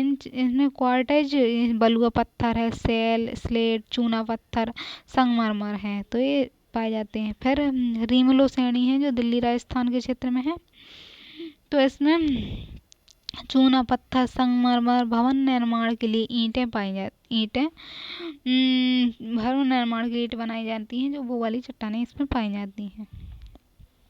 अब बिंद क्रम की चट्टानें जो ऊपर उठ गई थी। तो इन बिंद चट्टानों का निर्माण कोडप्पा चट्टानों के बाद हुआ है। तो इनके कोडप्पा चट्टानें जब बन गई उनके बाद बिंद चट्टानें बनी। इनका निर्माण विंध्याचल के नाम पर रखा गया, जिसके विस्तार जो है पश्चिम में विस्तार कहाँ से? चित्तौड़गढ़ से लेकर सासाराम तक है, यानी पूर्व से पश्चिम से पूर्व की ओर। इन चट्टानों में जल निक्षेपों के परिणाम स्वरूप निर्मित परतदार चट्टानें हैं। तो जल का निक्षेप हुआ और परत की परत जमती गई, परतदार चट्टानें हैं ये। तो कैसी हैं, परतदार हैं। अवसादी निक्षेपों की बहुलता है जो कई स्थानों पर 4000 मीटर से अधिक मोटी हैं और सीमांत भ्रंश है। विंध्य श्रेणी को अरावली से अलग करता है। तो इसमें भ्रंश भी निर्माण हुए, तो विंध्याचल है जो विंध्याचल को अरावली से अलग करती। विंध्य चट्टानों में बलुआ विंध्याचल की चट्टानों में बलुआ पत्थर प्राप्त हुआ है जो इस बात का सूचक है कि जिन निक्षेपों से इन चट्टानों का निर्माण हुआ है वह छिछली सागर में ही एकत्र हुए थे। फिर कुड़प्पा चट्टानों की भांति इन चट्टानों में 2 वर्गों में विभाजित किया गया है, निचली विंध्य चट्टानें और ऊपरी विंध्य चट्टान। कुड़प्पा की तरह अब जिन निचली विंध्य है और ऊपरी विंध्य चट्टानों में निर्माण है जैसे किया गया है। निचली जो विंध्य है, निचली विंध्य चट्टानों उनमें चूना है, मणिमय है, सागरीय है। ऊपरी विंध्य चट्टानों उसमें नदी और ज्वारमुखी हैं। ये चट्टानें अधिकतर प्रायद्वीपीय भारत में पाई जाती हैं। तो ऊपरी विंध्य की चट्टानें प्रायद्वीपीय भारत में पाई जाती हैं। विंध्य चट्टानें मुख्य रूप से 5 प्रायद्वीपीय भागों में पाई जाती हैं जहाँ इन्हें भिन्न नामों से पुकारा जाता है। सोन नदी घाटी में सैमेर श्रेणी, आंध्र प्रदेश के दक्षिण पश्चिम में कुरनेल श्रेणी, तो सैम श्रेणी, कुरनेल श्रेणी, भीमा श्रेणी और पालनी श्रेणी चित्तौड़गढ़ में है। पालनी श्रेणी राजस्थान के जोधपुर चित्तौड़गढ़ में पालनी श्रेणी है। नर्मदा घाटी में मालवा बुंदेलखंड श्रेणी। इन चट्टानों की विभिन्न श्रेणियां हैं। तो सिल, खड़िया, चूना पत्थर, क्वार्टजाइट आदि इनसे प्राप्त होता है। ऊपरी विंध्य चट्टानें नदियों की घाटी में होने वाले निक्षेप से बनती है। तो ऊपरी क्या है, निक्षेपों से बनती हैं ये। इन चट्टानों में कैमूर, रीवा, भंडेर श्रेणी में उपविभाजित हैं। तो कैमूर की श्रेणियां हैं, रीवा की श्रेणियां हैं, भंडेर की श्रेणियां इनमें विभाजित हैं। ये चट्टानें प्रायद्वीप भारत के साथ साथ बाह्य प्रायद्वीप भागों में पाई जाती है किंतु जीवावशेष नहीं पाए जाते। मुख्य रूप से 5 क्षेत्रों में पाई जाती है। नर्मदा की उत्पत्ति उत्तरी भाग में कटनी से इलाहाबाद जाने वाले रेल मार्ग में सोन नदी ऊपर स्थित है और फिर डेहरी ऑन सोन जाने वाले रेल मार्ग में प्रायद्वीप के उत्तर पश्चिम भाग में अरावली और उसके निकटवर्ती में पीर पंजाल धौलाधर श्रेणियों में शिमला, लाहौर, स्पीति घाटी के निकटवर्ती भागों में तो इस तरह से बहुत जगह पाई जाती है। विंध्य चट्टानें कई प्रकार के खनिज प्राप्त होते हैं। चूना पत्थर इनसे मिलता है, बलुआ पत्थर, चिकनी मिट्टी पाई जाती है। निकिल, कोबाल्ट, कोयला आदि इन चट्टानों पे पन्ना में इन चट्टानों गोलकुंडा में हीरा भी मिलते हैं। तो विंध्य श्रेणी की प्रमुख श्रेणियां निम्न है। तो विंध्य प्रणाली है उनकी श्रेणियां हैं जी, जैसे भंडेर श्रेणी है, भंडेर श्रेणी, बिजावर श्रेणी और कैमूर श्रेणी। तो इसमें चूना पत्थर है। अच्छे किस्म के भवन निर्माण के लिए हीरे, बालू, बहुमूल्य रत्न पाए जाते हैं। भंडेर श्रेणी में तो हीरे पाए जाते हैं, बहुमूल्य रत्न पाए जाते हैं। फिर बिजावर जो श्रेणी है उसमें छतरपुर, पन्ना जैसे जिले हैं, इसमें बालू पत्थर पाए जाते हैं, क्वार्टेज पाए जाते हैं, हीरे मिलते हैं यहाँ। कैमूर है तो इसमें बालू पत्थर और लाल बलुआ पत्थर की प्रचुरता है। अब द्रविड़ीय समूह, जो पुराण समूह था वो धारवाड़ क्रम की चट्टानों का ही एक रूप था। ये तीसरा है द्रविड़ीय समूह और फिर आर्यन समूह है। तो यह है द्रविड़ीय समूह। द्रविड़ीय समूह की चट्टानें जीवाश्म युक्त हैं। तो इसमें द्रविड़ीय में क्या है, जीवाश्म है। इन समूह की चट्टानें प्राय प्रायद्वीप के बाहरी भागों में पाई जाती हैं। तो कहाँ, प्रायद्वीप के बाहरी भागों में, ऊपर कहीं भी बाहरी भागों में पाई जाती हैं। प्रायद्वीप पठार समुद्र तल से ऊपर था। इस समूह की जो चट्टानें हैं, चट्टानें यहाँ नहीं पाई जाती। द्रविड़ीय समूह की चट्टानें हिमालय, पीर पंजाल, स्पीति, कांगड़ा, शिमला, गढ़वाल, कुमायूं क्षेत्रों में एक निरंतर क्रम में मिलती हैं। तो ये द्रविड़ीय समूह की चट्टानें बताई जा रही हैं कि यहाँ पाई जाती हैं। इन समूह की चट्टानों में कोयला, बलुआ पत्थर और रासायनिक उर्वरक इत्यादि प्राप्त होते हैं। तो क्या, कोयला, बलुआ पत्थर प्राप्त होता है और रासायनिक उर्वरक प्राप्त होते हैं। जीवाश्म पाए जाते हैं तिबेटियन समूह की चट्टानों में। अब है आर्यन समूह। आर्यन समूह की चट्टानें हैं तो ऊपरी कार्बन कल्प की श्रेणी के आकार के गर्तों का निर्माण हुआ है। तो कार्बनी कल्प की द्रोणी के आकार के गर्तों का निर्माण हुआ। इस काल में पर्वत और मैदानी भागों का निर्माण हुआ। तो आर्यन क्रम का जो समूह है उसमें क्या हुआ, पर्वत बने हैं, मैदान बने हैं। इस समूह के चट्टानों का विवरण इसमें है। तो गोंडवाना क्रम की चट्टानें, तो आर्यन समूह में कौन है, गोंडवाना क्रम की चट्टानें बनी हैं 350 मिलियन वर्ष पूर्व बनी हैं ये। तो आर्यन समूह की चट्टानें में गोंडवाना क्रम की चट्टानें हैं।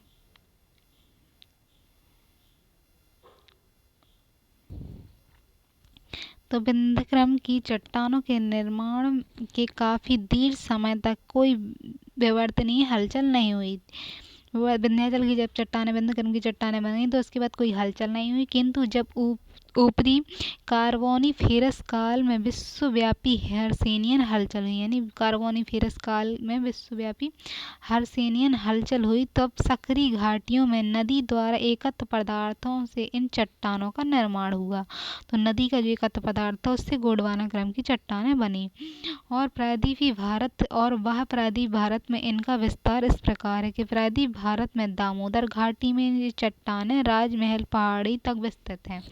तो दामोदर घाटी है जो, उसमें राजमहल की पहाड़ियाँ हैं, वहाँ पे महानदी घाटी में महानदी श्रेणी, गोदावरी, वेनगंगा, वर्धा नदी घाटियों में, फिर नागपुर, दक्कन के प्रमुख पठारी भागों में कच्छ, काठियावाड़, पश्चिम में चेन्नई, कटक और विजयवाड़ा, राजसमुंद्री, तिरुचिरापल्ली, रामनाथपुरम में मिलती हैं। तो इस प्रकार चट्टानें मिली गोंडवाना क्रम की।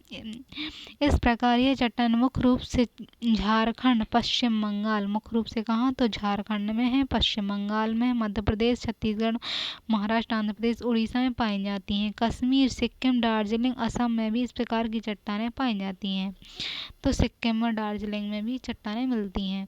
भारत के अलावा निकटवर्ती देशों में चट्टानें मिलती हैं, जैसे नेपाल में, पाकिस्तान में, भूटान, अफगानिस्तान में आदि में है। गोंडवाना क्रम की चट्टानों के को क्षैतिज रूप से निचली गोंडवाना, ऊपरी गोंडवाना में वर्गीकृत किया गया है। निचली गोंडवाना बांटा है और ऊपरी गोंडवाना में बांटा है। निचली गोंडवाना क्रम की चट्टानों को तालचेर उपक्रम, दामोदरा उपक्रम और पंचेत उपक्रम में उल्लेख है। तो जो निचली गोंडवाना है, निचली गोंडवाना तालचेर है, उसमें दामोदर उपक्रम है, पंचेत उपक्रम है, 3 उपक्रम है जी। जिसका क्रमशः विस्तार कहाँ है, उड़ीसा के देकनल जनपद, पश्चिम बंगाल के दामोदर क्षेत्र एवं झारखंड के पंचेत पहाड़ी क्षेत्र में है। दामोदर क्षेत्र में देश का प्राचीनतम कोयला खनन केंद्र रानीगंज अवस्थित है। देश का जो प्राचीनतम कोयला खनन का क्षेत्र कौन है, रानीगंज है।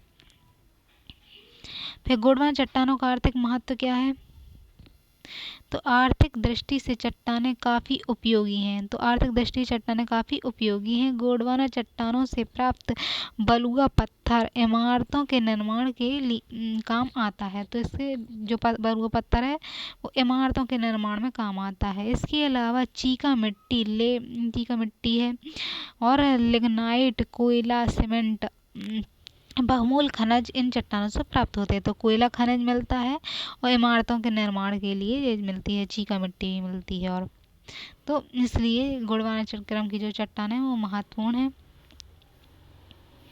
फिर दक्कन टैप, तो दक्कन टैप है जो, वो मीसोजोइक युग के अंतिम काल में प्रायद्वीपीय भारत में ज्वालामुखी विस्फोट हुआ। तो जो दक्कन टैप कब बना, तो मीसोजोइक युग था। मीसोजोइक युग के उसमें ज्वालामुखी विस्फोट के कारण, ज्वालामुखी जिसके उद्गय से लावा उत्पन्न हुआ और इसने दक्कन के पठार की आकृति को जन्म दिया। यह प्रायद्वीप 5 लाख वर्ग किलोमीटर क्षेत्र में फैला है। तो भारत के 5 लाख वर्ग किलोमीटर क्षेत्र में फैला है ये दक्कन टैप। दक्कन टैप की चट्टानें काफ़ी काफ़ी सख्त हैं।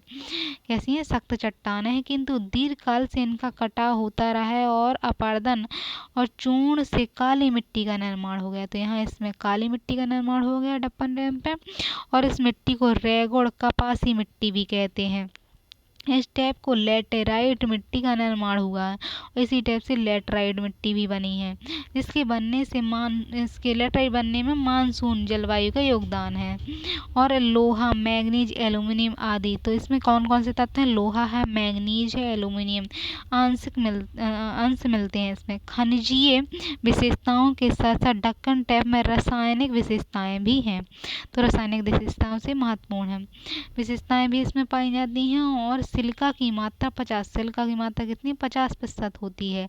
लोहा, कैल्शियम, मैग्नीशियम काफ़ी मात्रा में मिलते हैं। तो लोहा भी है, कैल्शियम भी है, मैग्नीशियम है। दक्कन टैप का विस्तार भारत के विभिन्न क्षेत्रों में मुख्य रूप से यह महाराष्ट्र के अधिकांश भागों में घेरती है।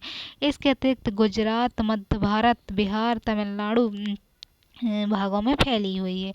अधिकतर मोटाई इसकी कितनी है? तो 3000 मीटर तक इसकी मोटाई है, और समुद्र तट के सहारे मिलती है। ये पूरब और दक्षिण दिशाओं में यह मोटाई घटती जाती है। तो पूरब की ओर जब जाते हैं तो मोटाई इसकी घटती जाती है। दक्कन टैप की चट्टानें उत्तम किस्म के पत्थर प्रदान करती हैं। तो यानी अच्छे किस्म के पत्थर बनते हैं दक्कन टैप की जो चट्टानें हैं, जिसमें भवन निर्माण, सड़क निर्माण के कार्य में उपयुक्त किया जाता है। महाराष्ट्र के समीप कुछ हल्के रंग की टैचरिक चट्टानें मिलती हैं, जिससे पाराइट अच्छी चट्टानें हैं, जिससे पाइराइट और कैल्सराइट कुछ अंश पाए जाते हैं। खंभात और रत्नागिरी में माणिक और अगेट आदि रत्न प्राप्त होते हैं। तो रत्नागिरी है, वहाँ रत्न होते हैं। बिहार में बॉक्साइट के जमाव भी मिलते हैं। उपयुक्त एल्युमिनियम एस्के के रूप में पेट्रोल शोधन किया जाता है। फिर टर्सरी समूह। इस समूह की चट्टानों का निर्माण इयोसियन युग से लेकर प्लायोसीन युग तक माना जाता है। तो टर्सियर जो समूह है, टर्सियर समूह की चट्टान, इनका निर्माण इयोसियन युग से प्लायोसीन युग तक माना जाता है। भारत में इस युग का महत्व इसलिए अधिक है क्योंकि इस तरह भारत अपने वर्तमान स्वरूप को धारण किया था। तो टर्सरी जो समूह है, तो इस समूह की जो चट्टान है, इसके समय क्या हुआ? इयोसियन और प्लासीन युग के बाद अपना वर्तमान रूप भारत ने धारण किया। और इसके अलावा टर्सरी महाकल्प ने भारत को दो भौतिक प्रदेश प्रदान किए हैं इस समय, प्रायद्वीप पठार और हिमालय। तो इसमें प्रायद्वीप पठार बना अच्छे से, और हिमालय। इस महाकल्प ने भारत की चट्टानों, वनस्पतियों काफ़ी परिवर्तन किया। टर्सरी चट्टानें मुख्य रूप से भारत के बाह्य प्रायद्वीपीय भागों में पाई जाती हैं। तो टर्सरी क्रम की जो चट्टानें हैं, वो भारत के बाह्य प्रायद्वीपीय भागों में पाई जाती हैं। भारत के अतिरिक्त यह पाकिस्तान में बलूचिस्तान के मकरान तट से लेकर सुलेमान किरथर श्रेणियों तो कहाँ पाई जाती हैं? तो पाकिस्तान में, बलूचिस्तान में, मकरान में, सुलेमान किरथर श्रेणियों तक, हिमालय पर्वत श्रेणियों से होती हुई बर्मा, अराकान योमा, बर्मा है जो यानी म्यांमार, और अराकान योमा पर्वत है वहाँ श्रेणियों तक फैली हैं। प्रायद्वीप भारत में इनका विस्तार केवल तटीय क्षेत्रों में है। तो ट्रायसरी काल की चट्टानों को क्रमशः 3 भागों में बांटा जाता है: इयोसियन क्रम की चट्टान, ओलिगोसिन क्रम की चट्टान और निम्न मायोसिन की चट्टान। इयोसिन, ओलिगोसिन, मायोसिन क्रम की चट्टान है। तो मायोसिन की जो चट्टानें हैं के क्रम की ये चट्टानें ट्रायसरी काल की इन सभी चट्टानों में विभिन्न प्रकार के खनिज मिलते हैं। तो मायोसिन क्रम की जो चट्टानें, इन क्रम में खनिज पदार्थ मिलते हैं, जो बलुआ, चीका और लाल, पीला, गेरू आदि इन चट्टानों से प्राप्त होता है। इन क्रम की चट्टानों मध्यवर्ती भागों में पेट्रोलियम भंडार पाए जाते हैं। तो इस तरह से हैं। फिर क्वाटरनरी समूह। इस समूह की चट्टान 2 भागों में विभाजित किया गया है: प्लायोसीन क्रम की चट्टानें, वर्तमान क्रम की चट्टानें हैं। प्लायोसीन क्रम की चट्टानें। इस काल में पृथ्वी कुछ हिस्सों में हिमनदों का विस्तार हुआ और जिससे तापमान में स्वाभाविक गिरावट आई। तो हिमनद का विस्तार हो गया था प्लायोसीन में और तापमान में गिरावट आ गई थी, तापमान में गिरावट आई और इससे पशु जीवन और वनस्पति का प्रभाव पड़ा। तो पशुओं के जीवन पर और वनस्पतियों पर इसका प्रभाव पड़ा। इस दौरान हिमालय पर हिमानियों का विस्तार काफ़ी निचले स्तर तक हो गया। तो हिमानियाँ जो हैं वो काफ़ी नीचे स्तर तक विस्तार हो गया। इन हिमानियों से कुछ क्षेत्रों में जल प्रवाहित होने से झीलों का निर्माण हो गया। और कश्मीर घाटी का निर्माण प्लायोसीन काल में हुआ। तो कश्मीर की जो घाटी है, तो कश्मीर घाटी का निर्माण प्लायोसीन काल में हुआ। कश्मीर घाटी में कोरवा जो है, कश्मीर घाटी में कोरवा नामक विशाल सरोवर था और कोरवा चट्टानों का फैलाव लगभग 7,500 वर्ग किलोमीटर में था। तो इस समय कोरवा नाम की जो चट्टान थी वहाँ कोरवा विशाल सागर था, ये सरोवर था और 7,000 वर्ग किलोमीटर में फैला हुआ था। यह चट्टानें मुख्यतः अनुप्रस्थ दशा में फैली हुई थी। ऊपरी परतें निचली परतों की अपेक्षा अधिक मोटी थी। तो ऊपर की परतें जो हैं नीचे की अपेक्षा मोटी थी। इन चट्टानों में लिग्नाइट कोयले के भंडार मिलते हैं। ये चट्टानें कश्मीर के दक्षिण के किनारे पर पीर पंजाल पर्वत के रूप में मुड़ गईं। तो ये चट्टानें बताया जाता है कि पीर पंजाल जो है पर्वत के रूप में ये मुड़ गईं और इन साक्ष्यों से स्पष्ट होता है कि इन पर्वतों का निर्माण कश्मीर घाटी के अवसाद जमा होने के बाद हुआ है। तो कश्मीर घाटी जो है उसमें अवसाद जमा हो गए होंगे, उसके बाद इनका निर्माण हुआ। इन अवसादों के विषय में माना जाता है कि एक बड़ी झील में इनका जमा हुआ होगा। तो अवसाद कहाँ जमा हुए? बड़ी झील में। यह झील उत्तर में हिमालय श्रेणी और दक्षिण में फैली, उत्तर से हिमालय, उत्तर में हिमालय श्रेणी तक और नीचे दक्षिण में फैली होगी। इन श्रेणियों के बीच स्थित होगी। ये श्रेणी बाद में पीर पंजाल पर्वत बन गई। तो बाद में पीर पंजाल बन गई और बन गई। उड़ीसा पर चिल्का झील है का निर्माण महानदी द्वारा बहाकर लाए गए अवसादों, तो जो चिल्का झील है और चिल्का झील महानदी के जो बहाकर लाई अवसाद के निक्षेप से हुआ। गुजरात में स्थित कच्छ का रण ऐसा प्रदेश है जहाँ प्लेओसीन युग काल में समुद्र का भाग था। तो ये जो कच्छ का रण है, गुजरात का कच्छ का रण, वो पहले समुद्र का भाग था परंतु अब प्लेओसीन युग और आधुनिक काल में अवसादों से भर चुका है। पश्चिमी राजस्थान में थार मरुस्थल ये प्लायोसीन काल में जमा हुआ। तो जो थार का मरुस्थल है वो भी इसी समय बना। फिर कोरवा चट्टानों ने नदी सरोवर प्रकार की चट्टानें होती। तो कोरवा चट्टानों में क्या है? करेवा चट्टान है। जो करेवा चट्टान है नदी और सरोवर प्रकार की चट्टान है। निचले कोरवा चट्टानों से चीड़, ओक, दालचीनी आदि के अवशेष पाए गए हैं। तो करेवा चट्टान है और वहाँ चट्टानों से चीड़ के, ओक के और दालचीनी आदि के अवशेष पाए गए हैं।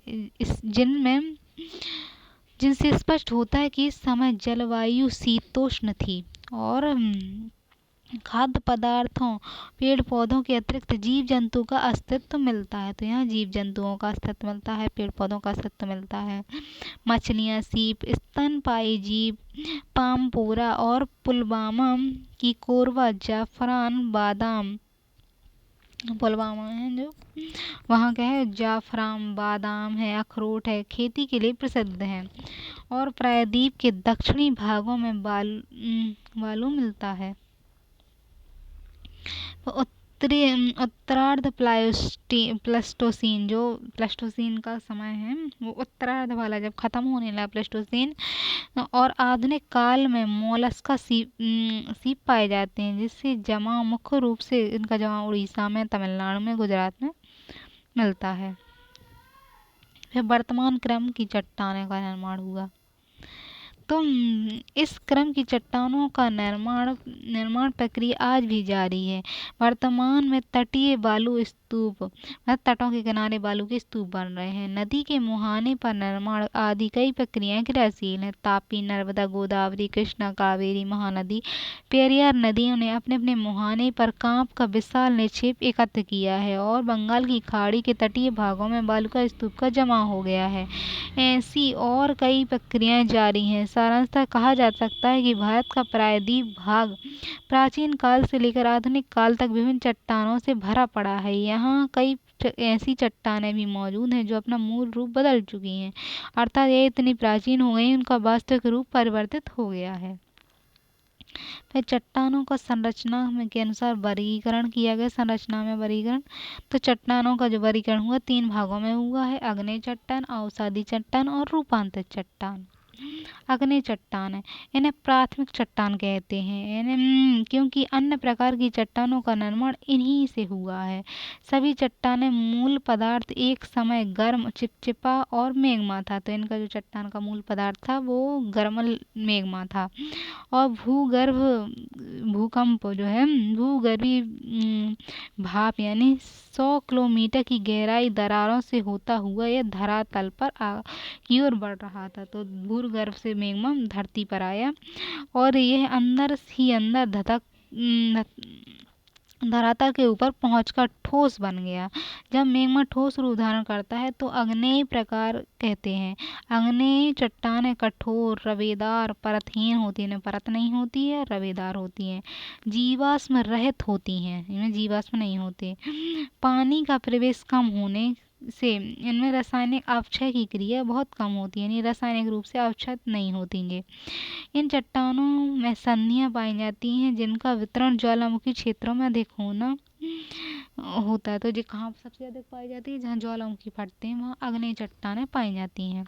अवसादी चट्टानें, अवसादी चट्टानों के कारण जब चट्टानें टूट टूट कर टुकड़ों में बिखर जाती हैं और फिर फैलकर छोटे छोटे कणों में बदल जाती हैं तो अवसादी चट्टानों का निर्माण होता है। बालू, मिट्टी, बजरी, रोड़ी अवसाद के रूप में होती हैं। फिर पौधों जानवरों के अवशेष से उत्पन्न जैव पदार्थ भी अवशेष चट्टानों का निर्माण करते हैं। 75% भाग विस्तार अवसादी चट्टानें परतदार संधियुक्त जीवावशेषों से परिपूर्ण है। ये संगठित, असंगठित, ढीली सभी किसी भी प्रकार की हो सकती हैं। अपरदन का प्रभाव शीघ्र होता है, तो ये अपरदन होता है, इनका प्रभाव इन पर पड़ता है। 75% भाग पर विस्तार है इनका। फिर रूपांतरित चट्टानें जिनका रूप बदल गया है। जब अधिक ताप दाब पड़ता है तो चट्टानें अपने मूल लक्षण और में आंशिक या पूर्णतः परिवर्तन कर लेती है। अपने लक्षण हैं जो उनके बदल जाते हैं जब ताप दाब का प्रभाव पड़ता है तो, और रूपांतरित चट्टानें कहते हैं। इस प्रकार की चट्टानों का निर्माण प्राय उन्हीं परिस्थितियों में होता है जिनमें आग्नेय चट्टानों का निर्माण होता है। इनमें ग्रेनाइट से नीस, चूना पत्थर से संगमरमर और ग्रेवरो से सरपेंटाइन का निर्माण होता है। इन चट्टानों में खनिज लगभग समानांतर परतों में, तो खनिज जो है लगभग समानांतर परतों में व्यवस्थित होते हैं।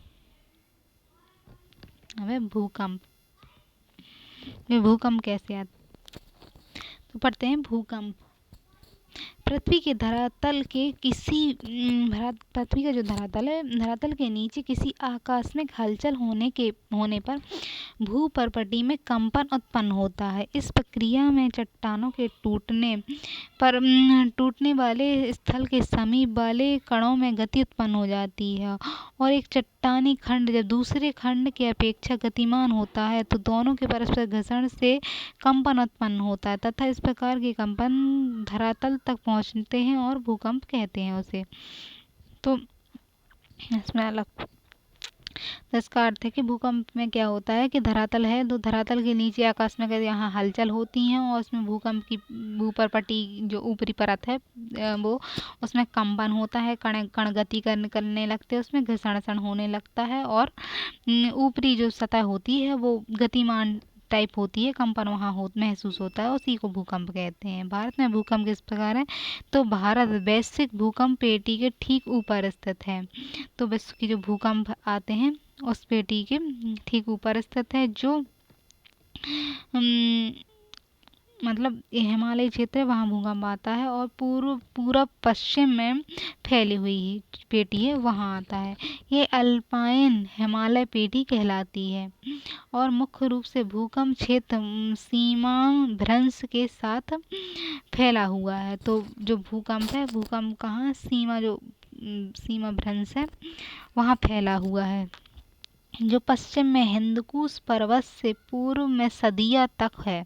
अंडमान निकोबार द्वीप समूह के दक्षिण दिशा में मुड़कर इंडोनेशिया द्वीप समूह तक पहुंचती हैं। तो ये हिमालयी जो क्षेत्र है वहाँ से शुरू होता है हिंदकुश पर्वत से आते आते, और यहाँ जो फिर दक्षिण में अंडमान निकोबार के साथ साथ यहाँ दक्षिण की ओर इंडोनेशिया की साइड मुड़ जाता है।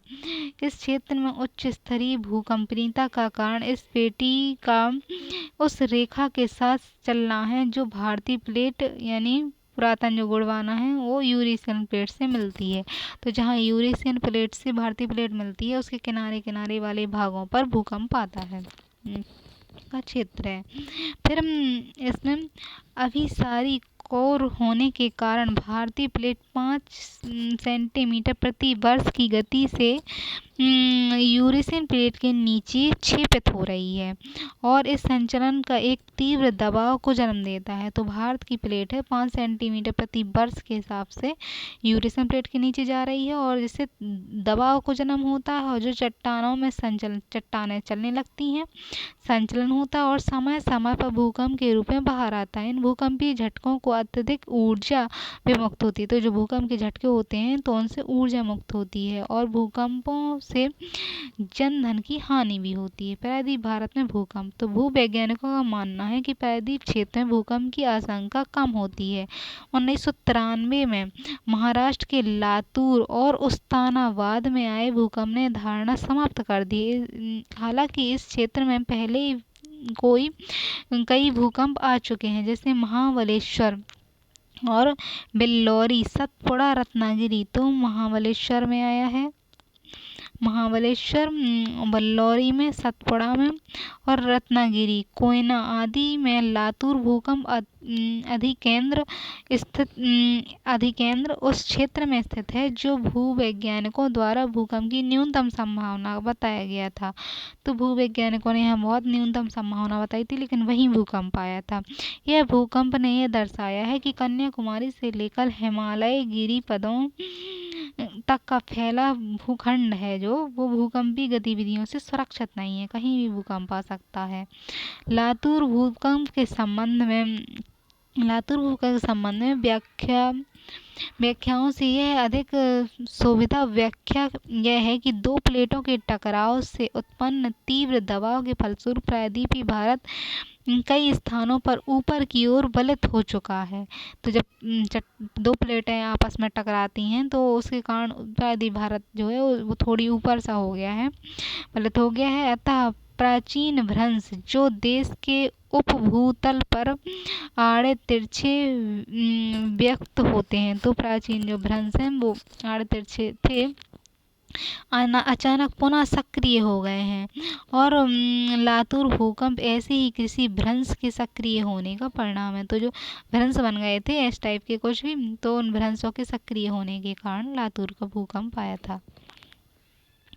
यदि प्राचीन भ्रंश सिद्धांतों को स्वीकार कर लिया जाता है तो अभी तक सुरक्षित माने जाने वाले कई क्षेत्र उच्च जोखिम की श्रेणी में शामिल हो जाएंगे। दक्कन टैप यानी मुंबई सहित वर्तमान में मुख्य भूकंप संभावित क्षेत्र यानी जोखिम है जो गोदावरी पेटी, फिर बिल्लौर, मालाबार भ्रंश पुनः सक्रिय होकर कई दक्षिणी शहरों को जोखिम क्षेत्रों में ला सकते हैं। फिर बिंदु श्रेणी में स्थित नर्मदा सोन भ्रंश है, उपमहाद्वीप के ठीक मध्य में विभाजित करती है जो तो भूतकाल में कई भूकंपीय झटकों का साक्ष्य रहा है। उत्तर में दिल्ली हरिद्वार भ्रंश की ओर एक छोर स्थित है। इस तरह कोलकाता में भी तो भूकंप के पाए जाने की संभावना है।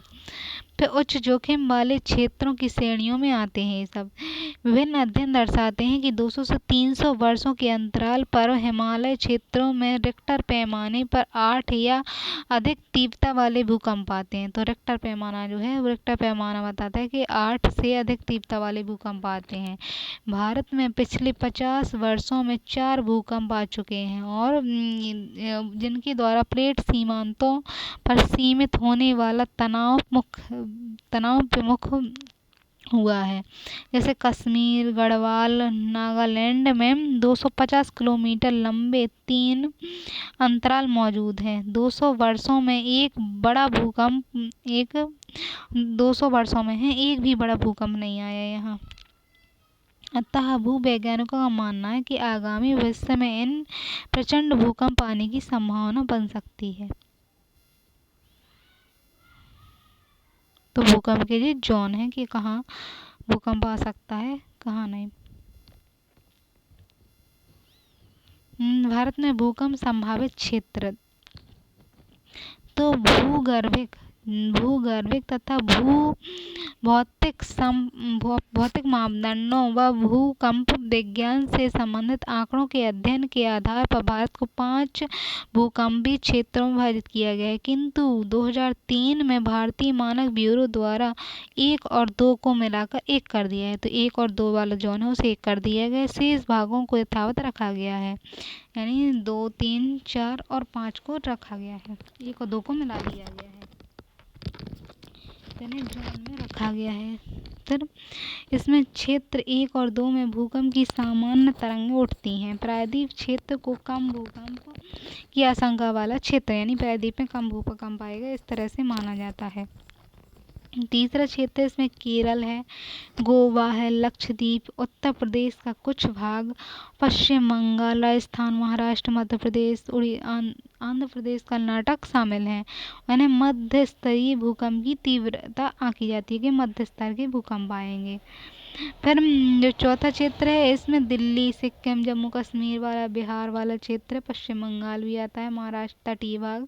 तो यहाँ तीव्र भूकंप वाले क्षेत्र आते हैं, गुजरात भी इसमें शामिल है। फिर 5 में सर्वाधिक आशंका यहाँ रहती है तो पूर्वोत्तर भारत के साथ साथ इसमें जम्मू कश्मीर, हिमाचल, उत्तराखंड, कच्छ, केरल, अंडमान निकोबार द्वीप समूह आएंगे। तो ये 5 में सबसे अधिक भूकंप आने वाला क्षेत्र है। फिर ज्वालामुखी है, ज्वालामुखी के संबंध में तो ज्वालामुखी क्या है? ज्वालामुखी भूपर्पटी में स्थित एक छिद्र या दरार है।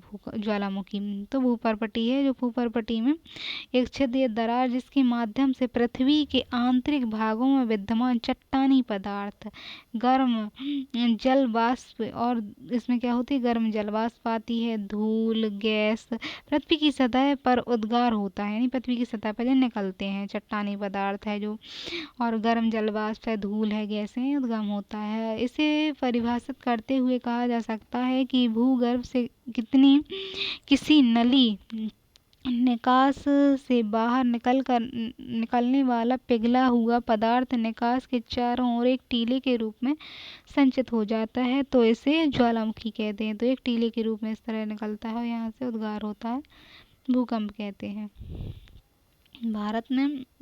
इसे ज्वालामुखी कहते हैं।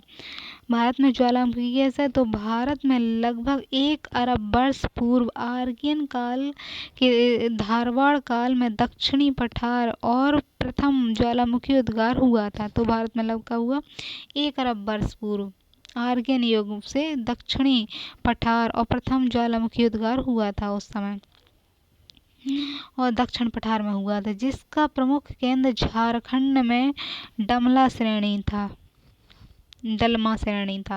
झारखंड में हुआ था। दूसरा उद्गार कुड़प्पा काल में हुआ आंध्र प्रदेश के कुड़प्पा जिले में, तो कुड़प्पा जिले में आंध्र प्रदेश के दूसरा उद्गार हुआ। फिर मध्य प्रदेश के ग्वालियर जिले में हुआ और उद्गार के फलस्वरूप भूगर्भ से निकला लावा पदार्थ इस विस्तृत क्षेत्र में फैल गया। फिर विंध्य काल में तीसरा उद्गार हुआ, तो तीसरा उद्गार विंध्य क्रम में हुआ और मुख्य रूप से मालनी जोधपुर था इसका केंद्र। तो आरंभिक जीव जीव युग के ज्वालामुखी उद्गार के अधिकतर कुमायूं क्षेत्र में हुए हैं। तो जीव जीव प्रारंभिक जो जीवन युग है उसमें जो प्रमुख है जो कुमायूं वाला क्षेत्र है, कुमायूं क्षेत्र में हुए हैं। ऊपरी कार्बन युग पीर पंजाल लद्दाख क्षेत्रों में ज्वालामुखी उद्गार संपन्न हुए हैं। फिर कार्बन युग था तो उसमें पीर पंजाल में और लद्दाख में ज्वालामुखी उद्गार संपन्न हुए होंगे। और लगभग 1.5 करोड़ वर्ष पूर्व भारतीय जीवन युग में ज्वालामुखी उद्गार राजमहल पहाड़ियों में, फिर राजमहल की पहाड़ियों में लावा जमा हुआ और 3220 मीटर की गहराई परत तक पाया जाता है। फिर मध्य जीव युग आया, तो मध्य जीव युग के अंत तथा तृतीय जीव युग के आरंभ। तो मध्य जीव युग का अंत हो रहा और तृतीय जीव युग का आरंभ हुआ। आरंभ में दक्षिण के पठार पर भीषण ज्वालामुखी उद्गार हुआ जो 3000 मीटर गहराई में जमा हुआ। इसमें गहराई तक जमी लावा का विस्तार दक्कन टैप के रूप में 5 लाख वर्ग किलोमीटर क्षेत्र में पाया जाता है। यह लावा प्रदेश उपजाऊ काली मिट्टी की प्रचुरता को प्रसिद्ध करता है। वर्तमान समय भारत के में जागृत ज्वालामुखी का अभाव है और बंगाल की खाड़ी में बैरन द्वीप है जो इसका एकमात्र अपवाद है। इसका मुख्य समुद्र के तट से 310 मीटर ऊंचा है। तो समुद्र का जो तट है तल है सो तल से 10 मीटर ऊंचा है। इसका शंकु गोलाकार है और 7 वर्ग किलोमीटर में है विस्तार है। यह धंधकीय प्रकार का ज्वालामुखी है। बंगाल की खाड़ी में नारगोडम ज्वालामुखी प्रसुप्त ज्वालामुखी है, यानी अब बहुत समय से इसमें नहीं हुआ है। तो भारत के प्रमुख ज्वालामुखी जो हैं तो जो बैरन द्वीप पे है अंडमान निकोबार में है ये, फिर नारकोंडम द्वीप है यहाँ अंडमान में है, फिर बरतांग जो है अंडमान में है, दक्कन टैप है महाराष्ट्र में है जी, फिर धिनोधर पहाड़ी गुजरात में है और धोसी पहाड़ी हरियाणा उत्तर प्रदेश की सीमा पर है। तो इस तरह से भूकंप ज्वालामुखी होते हैं। भूस्खलन, तो भूस्खलन क्या है? जब आधार सेल अवसाद प्रस्तर तीव्रता में खिसक जाते हैं तो आधार सेल हैं जो या आवरण है जो ऊपर प्रस्तर वो खिसक जाते हैं तो भूस्खलन होता है। भूस्खलन का परिणाम पर्वत की ढाल की तीव्रता, मतलब किस कारण होता है तो पर्वत ढाल की तीव्रता, वनस्पति आवरण की मात्रा, चट्टानों के बलन और भ्रंशन आदि पर निर्भर करती है। चट्टानें बलित हो रही हैं या भ्रंश हैं वहाँ तो उसके आधार पर निर्भर होता है, तो भूस्खलन आ जाता है। भारत में भूस्खलन कैसा है? तो भारत के हिमालय क्षेत्र, पश्चिम घाट नदी में भूस्खलन होने की आशंका अधिक होती है। तो हिमालय में, पश्चिम घाट में और नदी घाटियों में अधिक भूस्खलन होता है। हिमालयी क्षेत्र में मानसून के महीने में जून में अक्टूबर के दौरान भूस्खलन होना सामान्य प्राकृतिक घटना है। तीव्र वर्षा अथवा हिमपात के दौरान यह भूस्खलन कभी कभी भयावह रूप धारण कर लेता है। जनसंख्या का दबाव, आर्थिक लाभ हेतु पर्वतों का आर्थिक दोहन भूस्खलन का प्रमुख कारण है। फिर जंगल की भूमि का उपयोग सेब इत्यादि, फिर बाग बगीचे हेतु करना, पर्वतों पर अत्यधिक सड़क निर्माण कार्य तथा भारी मात्रा में पशुओं को चराना भी भूस्खलन को आमंत्रित करता है। इसके अतिरिक्त भारी मात्रा में वृक्षों को काटना, तो भारी मात्रा में क्या है वृक्षों को काटते हैं और स्थानीय कृषि पद्धति भी, कृषि होती है तो स्थानीय कृषि पद्धति जो है कृषि पद्धति भी भूस्खलन का कारण बनती है। भूस्खलन में जो मलबा निकलता है उससे भारी मात्रा में वनस्पति नष्ट हो जाती है। तो भूस्खलन होता है उससे मलबा निकलता है, उससे भारी जो वनस्पति है वो नष्ट हो जाती है तथा नदियों के मार्ग अवरुद्ध हो जाते हैं। कभी कभी तो प्रभावित क्षेत्र विशेष का संचार तंत्र ही ध्वस्त हो जाता है और क्षेत्र का संपर्क बाहरी दुनिया से कट जाता है। भूस्खलन प्राकृतिक क्रिया है किंतु मानव द्वारा आर्थिक विकास की उच्च महत्वाकांक्षाओं की पूर्ति हेतु जब संसाधनों का अंधाधुंध दोहन किया जाता है तो भूस्खलन होता है। भूस्खलन की प्रक्रिया में मृदा का अपरदन होता है और ढाल अस्थिर हो जाते हैं ढाल। इसका प्रभाव क्या पड़ता है, तो ये भूस्खलन एक प्राकृतिक आपदा है। तो कैसी आपदा है, प्राकृतिक आपदा है। किंतु वृक्षों घासों की जड़ें जमने और बाधक मलबे से छुटकारा पाने का तीन तरीका भूस्खलन ही है।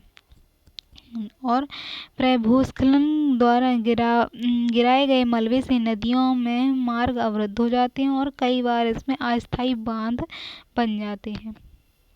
तो इस तरह भूस्खलन होता है। अब भारत की भौगोलिक स्थिति, भौतिक प्रभाव यानी भौतिक